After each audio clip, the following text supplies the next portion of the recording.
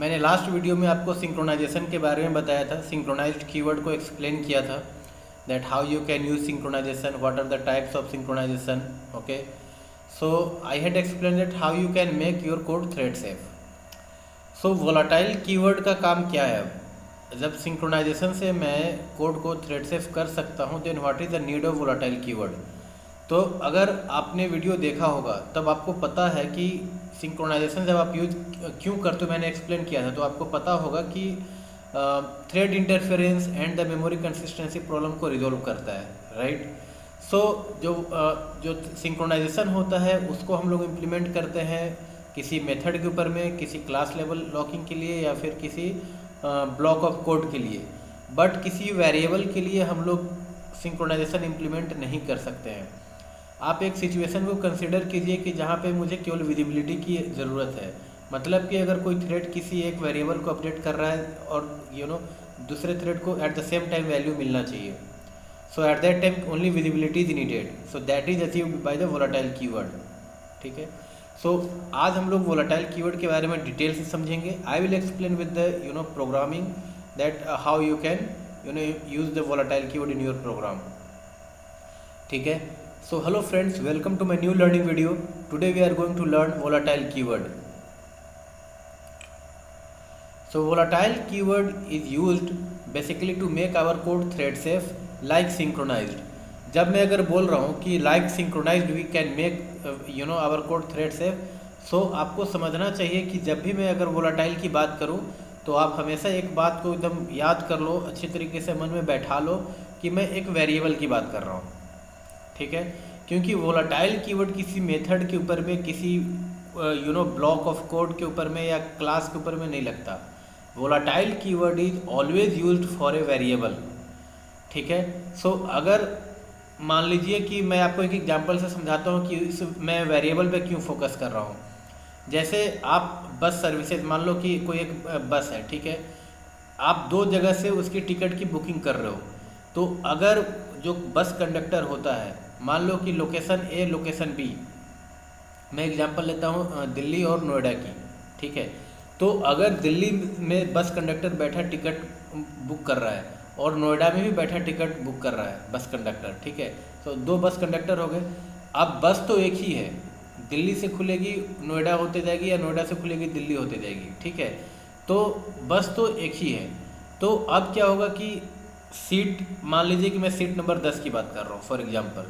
तो अगर दिल्ली वाला कंडक्टर सीट नंबर 10 की बुकिंग कर देता है, देन नोएडा वाले कंडक्टर को पता होना चाहिए कि जो बस का 10 नंबर सीट है वो बुक हो चुका है, राइट.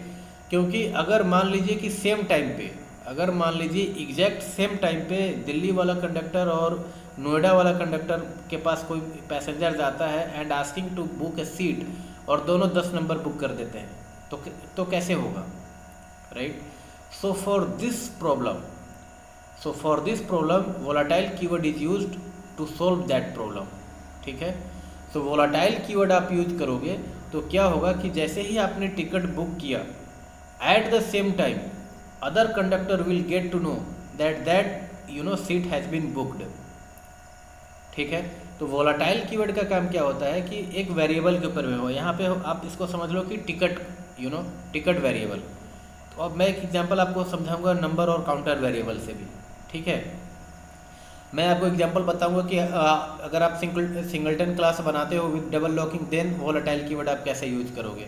तो मैं एग्जांपल से तो आपको समझाऊंगा कि कैसे वोलाटाइल कीवर्ड यूज कर सकते हैं. ठीक है. But what is the use of volatile keyword, आप इस बात को समझ गए होंगे, राइट. कि जब भी अगर हम लोग सिंक्रोनाइजेशन, अगर वोलाटाइल कीवर्ड यूज नहीं करते हैं, केवल सिंक्रोनाइजेशन से अपने कोड को थ्रेड सेव कर रहे हैं, सो उस वेरिएबल में, उस शेयर्ड वेरिएबल में अगर कोई डेटा अपडेट होता है तो दूसरे थ्रेड को पता चलेगा थ्रू कैशे मेमोरी, राइट. तो कैशे मेमोरी थोड़ा उसमें टाइम लग जाएगा. At the same time other thread will not get to know that. So volatile keyword क्या करेगा कि अगर thread 1 is updating some value for a said variable, so thread 2 will get exactly at that time because of the main memory. क्योंकि जब अगर आप volatile keyword use करोगे तो volatile कीवर्ड क्या करेगा कि जब भी अपडेट उस वेरिएबल में डेटा को राइट करोगे, then you are writing at that time you are not storing into the cache. As you write the data means you are writing it in the main memory. Reader will read the data from main memory. ठीक है. So like synchronization, if you are using not using volatile keyword, at that time value is stored in the cache memory. Okay, so that is removed when you are using the volatile keyword. Volatile keyword आप जब use करोगे तो वो direct आपका writing and reading will be done from the main memory. ठीक है. So volatile keyword ensure that variable is always read from and written to the main memory. ठीक है. Volatile does not provide atomicity or synchronization. So additional synchronization should be used in conjunction with it when necessary. जैसे मैंने जब आपको last video में explain किया था कि सिंक्रोनाइजेशन क्यों यूज करते हैं. सिंक्रोनाइजेशन यूज करने का एक ही हमारा मतलब होता है to prevent the thread interference. जैसे कि अगर कोई एक मेथड के ऊपर में मैं सिंक्रोनाइजेशन इंप्लीमेंट कर रहा हूँ and there are two thread. So जो दोनों थ्रेड है उस मेथड को एक टाइम पे सेम टाइम पे एक्सेस कर सकता है if I will not be using the synchronisation, right. क्योंकि सिंक्रोनाइजेशन का वर्किंग मैकेनिज्म क्या है, लॉकिंग. सिंक्रोनाइजेशन जब अगर कोई एक थ्रेड किसी एक मेथड को एक्सेस कर रहा है तो उस रिसोर्स के लिए क्या हो गया कि वो मेथड लॉक हो गया. थ्रेड अब उस समय जब तक वो थ्रेड अपना काम कंप्लीट नहीं कर लेता, other thread will not run that method, will not able to access that method. ठीक है. अगर आपको सिंक्रोनाइजेशन के बारे में और भी डिटेल में समझना है then please go to that video. ठीक है, that I have covered for synchronization. So synchronization में तो थ्रेड इंटरफेरेंस को रिजॉल्व किया, मेमोरी इनकन्सिस्टेंसी को भी प्रॉब्लम सॉल्व करता है. बट क्या होगा कि if you are making sure that the ordering the execution of thread, then at that time volatile keyword is not needed. But if you are not ensuring the order and you want that visibility problem need to be solved, then you need to use the volatile keyword. ठीक है. तो मैं आपको एक example से ज़रूर बताऊंगा कि आप volatile keyword कब यूज़ कर सकते हो और किस सिचुएशन में आपको यूज़ करना चाहिए. ठीक है. सो volatile keyword क्या हुआ, कैसे हम लोग डिक्लेयर करते हैं. volatile एक कीवर्ड है, simple. Like synchronized volatile is also a keyword. ठीक है. तो वोलाटाइल कीवर्ड किसके ऊपर में लगे, वेरिएबल के ऊपर में. तो यहाँ पे मैंने देखो वेरिएबल डिक्लेयर किया हुआ है, variable int variable name equal to 1. So likewise I can create any variable that will be associated with the volatile keyword. ठीक है. जैसे ही मैंने वोलाटाइल कीवर्ड से इसको एसोसिएट किया, that means if I will be writing some data, if I will be updating the data for this variable, then it will be directly writing to the main memory and other thread will read from the main memory only. ठीक है. यहाँ पे cache का कोई issue नहीं है, means cache is not used whenever you are declaring any variable as volatile. ठीक है. सो मैं सेम चीज़ को मैं यहाँ पे डायग्राम से आपको समझाने की कोशिश किया हूँ. जैसे मैंने एक रिसोर्स वेरिएबल ले लिया, ये दो थ्रेड है, thread 1 and thread 2. Both thread wants to update the value. ठीक है. सो क्या होगा कि यहाँ पे तो विदाउट सिंक्रोनाइजेशन काम नहीं बनेगा. But at the same time, like let's say there is only visibility issues, right? So क्या होगा कि थ्रेड 1 इस वेरिएबल में कुछ डेटा अपडेट करना चाहता है, उसने अपडेट कर दिया. What the value has been updated by this thread, the thread 2 should get to know that value. Thread 2 को पता होना चाहिए कि थ्रेड 1 ने क्या वैल्यू अपडेट किया है. After that on top of that thread 2 will update the value. वही सीट वाला एग्जांपल जो मैंने अभी आपको बताया, सीट बुकिंग वाला. ठीक है. अगर काउंटर वेरिएबल अपडेट हो गया है, अगर टिकट बुक हो गया है, then on top of that other thread should. ऐसा नहीं होना चाहिए कि सेम सीट को 2 बार आप बुक कर दोगे, right. So this problem is resolve by using the volatile keyword. So volatile keyword is used with primitive और non primitive both data type. ठीक है. आप किसी ऑब्जेक्ट के ऊपर में भी लगा सकते हो primitive, sorry means volatile keyword, और प्रिमिटिव के ऊपर में भी लगा सकते हो. मैंने जो यहाँ पे एग्जांपल लिया, आप देख सकते हो कि मैंने इंट लिया. Int is primitive data type, right. So primitive and non primitive दोनों के ऊपर में आप वोलाटाइल कीवर्ड का यूज कर सकते हो. Volatile does not cache its value, always reads from the main memory. ठीक है. So when to use volatile keyword. Volatile keyword का यूज आप कब करोगे. देखिए मैंने आपको बार बार बोला, कि वोलाटाइल कीवर्ड का यूज केवल आप एक ही कंडीशन में करोगे जब आपको प्रॉब्लम सॉल्व करनी है विजिबिलिटी की। मतलब कि अगर कोई एक थ्रेड अपडेट कर रहा है वैल्यू को तो दूसरा थ्रेड को तुरंत पता होना चाहिए। So that is resolve by the volatile keyword. So means the purpose of volatile keyword is to solve the visibility problem, not the atomicity, right, because that we can achieve using the synchronization keyword. अगर आप synchronisation का synchronised keyword का use कर रहे हो and you are making sure the ordering of the execution of thread, like you are using the join method, means thread 1 काम अपना complete करेगा तब थ्रेड 2 रन करेगा, उस समय तो आपको कोई दिक्कत नहीं है, no need to use volatile keyword, right. But in some cases if you are not using volatile keyword, then at the same time other thread will not get to know that, there will be some time taken, so in that time taken other thread will not get the updated value, so in that case you should use volatile keyword, ठीक है। तो volatile keyword का क्या होता है, हमेशा main memory से data writing and reading होता है, ठीक है ना, बट सिंक्रोनाइजेशन में ऐसा नहीं होता है। So let's understand the volatile keyword with example. ये आप यहाँ पे देख सकते हो कि मैंने एक वोलाटाइल एग्जाम्पल क्लास बनाया हुआ है और इसके अंदर मैंने एक वेरिएबल बनाया दैट इज़ वोलाटाइल। मैंने इस नंबर वेरिएबल को वोलाटाइल डिक्लेयर किया, दैट मीन्स क्या होगा कि अब मैं इस नंबर में कुछ भी डेटा राइट करूँगा एंड रीड करूँगा, so that will be perform from the main memory only, ठीक है। यहाँ पे कैशे का यूज़ नहीं होगा। अगर आप इसमें डेटा कुछ भी राइट करोगे तो that will be directly writing to the main memory, और अगर रीड करोगे तो that will be directly read from the main memory. So volatile keyword यहाँ पे हो गया। And then I have created 2 class that is implementing runnable interface, one is writer and other is reader. मैं यहाँ पे क्या परफॉर्म करने जा रहा हूँ कि writer thread will be writing the data into the number variable and reader thread will only read the data. So अगर writer thread whatever is updating that if that is read by the reader, so means volatile keyword का purpose achieve हो रहा है, क्योंकि यहाँ पे मैं तो सिंक्रोनाइजेशन यूज नहीं कर रहा, ठीक है। So whatever writer thread is doing over here, reader thread should get that value. So यहाँ पे दोनों के रन मेथड में सिंपल राइटर में मैंने क्या किया, नंबर इंक्रीज किया एंड राइटर में सिंपली उस नंबर को मैंने प्रिंट किया, ठीक है। And then writer thread and reader thread दोनों को मैंने नेमिंग सेट कर दिया and then started the thread, ठीक है। This is simple example that I have written for the volatile keyword, ठीक है। अब मैं इसको रन करने जा रहा हूँ to see the output, that what output I am getting. See here you can see that writer thread got request to update 1 and reader thread got updated value 1, ठीक है। सो जैसे ही इसमें कुछ भी अपडेट होगा reader thread will get to know the updated value and that value will be printed, ठीक है।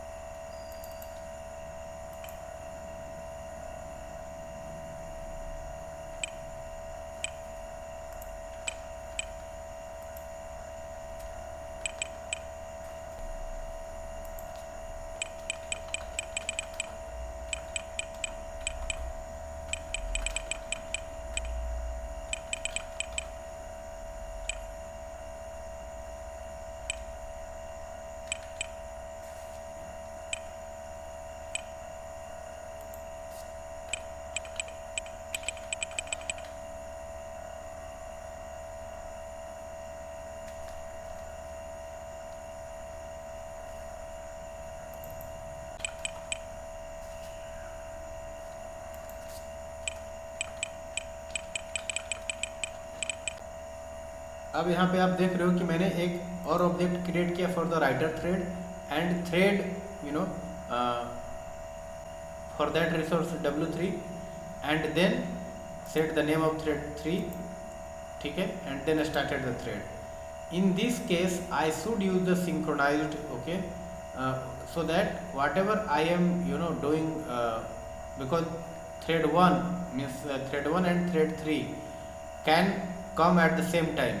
Here I have not used the synchronization, okay, so the output, the behavior will be maybe abnormal, okay.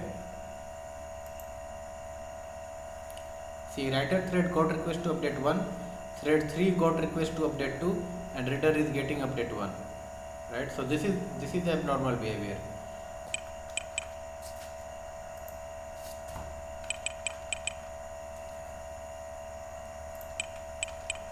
अब मैंने यहाँ पे synchronisation implement कर दिया। अब मैं देखता हूँ कि क्या आउटपुट आता है। See, thread 3 got request to update 2, reader thread got updated value 2, writer thread got request to updated 2. ठीक है, writer thread got request to update 2. अब मुझे क्या हो रहा है कि लेटेस्ट वैल्यू मिल रहा है.